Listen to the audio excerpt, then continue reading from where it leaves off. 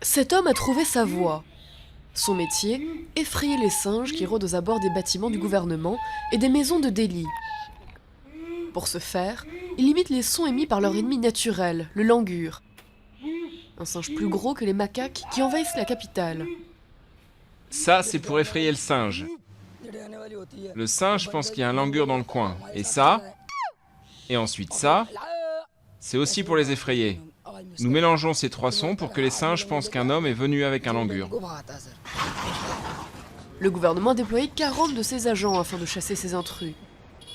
Bien que vénérés par les hindous, les singes sont aussi perçus comme une menace en Inde, où ils s'introduisent dans les bureaux et les foyers en quête de nourriture. Leur comportement peut même être dangereux. Dans les cas les plus extrêmes, des balles en caoutchouc sont utilisées pour les effrayer.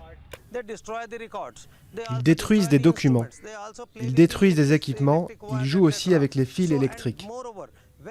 En plus, quand les gens déjeunent, ils volent leurs repas et parfois ils les mordent eux-mêmes pour s'emparer de leur nourriture. Donc il y a tous ces problèmes. Ils sont une nuisance et c'est pour ça que nous devons agir de la sorte.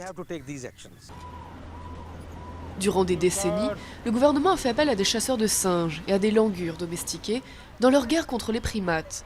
Mais cette pratique a été arrêtée en 2013, après qu'un tribunal a jugé cruelle la garde de ces animaux en captivité. Cet agent a donc dû se séparer de son compagnon primate et lutte désormais seul contre ce fléau. Maintenant, quand nous émettons ces sons, les singes regardent s'il y a vraiment un langur avec nous. Désormais, nous devons aller beaucoup plus près et continuer à émettre ces sons pour que les singes pensent qu'un langur est ici. C'est devenu plus dur et plus risqué qu'avant pour nous. Une tâche d'autant plus complexe que rien, ni porte ni barrière, n'arrête ces intrus chapardeurs. La bataille pour débarrasser la capitale indienne de ces singes est donc loin d'être gagnée.